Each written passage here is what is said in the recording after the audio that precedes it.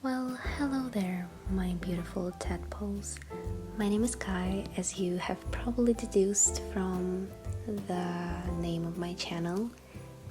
And most of you probably know me from either my Instagram or perhaps my Calm Me Down animatic if you're a little bit more freaky.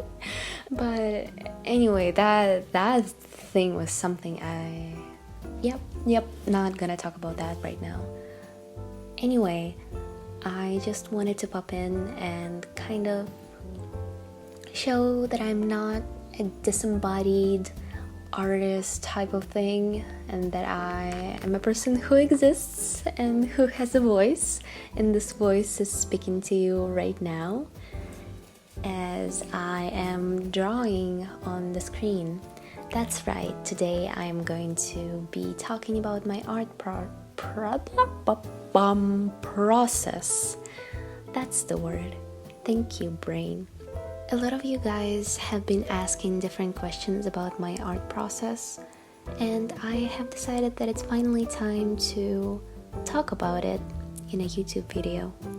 Even though most of my questions have been about digital art, today I have decided to show you my process of working on a traditional piece that I'm doing for my art portfolio, because I liked how it came out, and I think it's important to talk both about traditional and digital art. With that, let's just jump straight into it. As you can see here, I am aligning the piece with a red pencil, which is a Crayola pencil, because I'm too broke to get myself a Prismacolor, and I'm doing that just so I can prevent my graphite from smudging all over the place once I put the paints in, or on the paper, because that's where the paints go.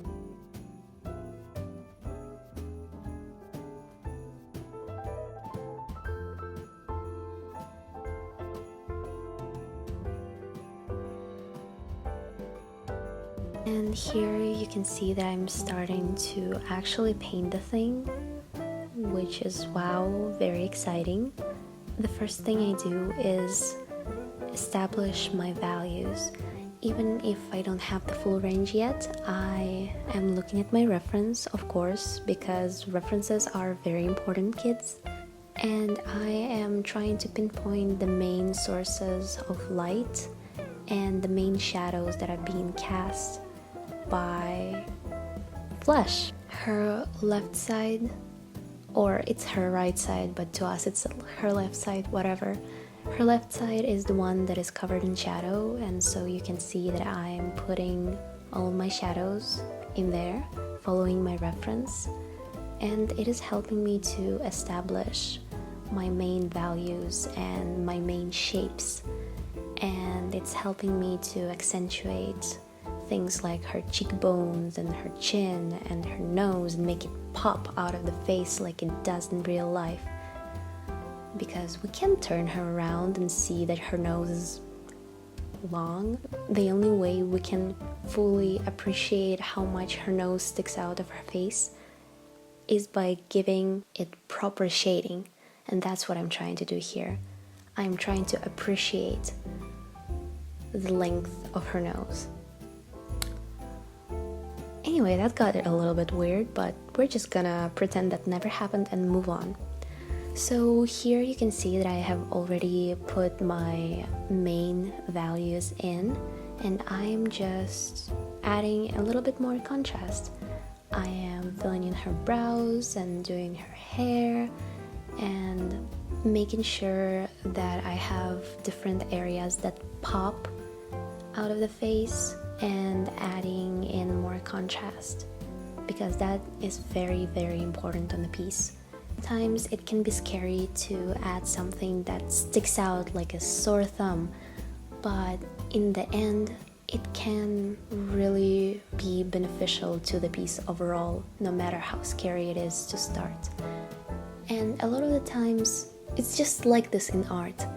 You try something, sometimes you fail, sometimes you succeed. When you fail, you succeed in knowing what not to do in art, and when you succeed, you succeed. That's it. That's all that happens. Art is just a series of decisions that you make on your paper. Some good ones, some bad ones, some that you like more and some that you like less, but nonetheless, those are all your decisions, and those decisions all contribute to your creation. And every single one of them, no matter if it is beneficial to your piece or not, is beneficial to you in the long run. Whew, that got a little bit deeper than I thought, but anyway, yeah, that's basically it for this piece. I'm just putting in my values and blending everything out because I decided to do it in a monochromatic style. And there's not much to talk about. Not very interesting, huh?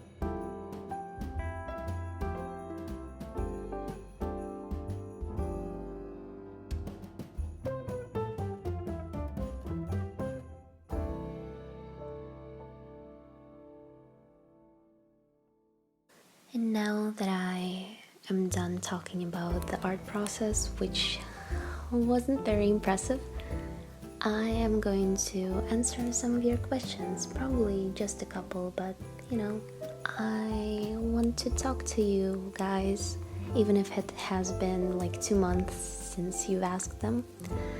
So the first question is, when you draw, do you listen to music or podcasts as background noise? For me, it really depends. Sometimes I really like to listen to music. Like, for example, this piece has been painted under the influence of gorillas. Lots of gorillas, like hours worth of gorillas, because I'm in love with their music right now. And you can probably tell if you follow me on my Instagram. Link in the description down below. But a lot of times I don't listen to music and I listen to different debates, like scientific or religious debates, and different murder mysteries or documentaries instead. I really like educational content and I really enjoy spending my time listening to different people talking about their opinions and talking about different stories. I think it's really fascinating. And sometimes I just prefer plain silence. But, it's different and it varies on the case-to-case basis. The next question is, when did you start doing digital art? Well, it has been a while.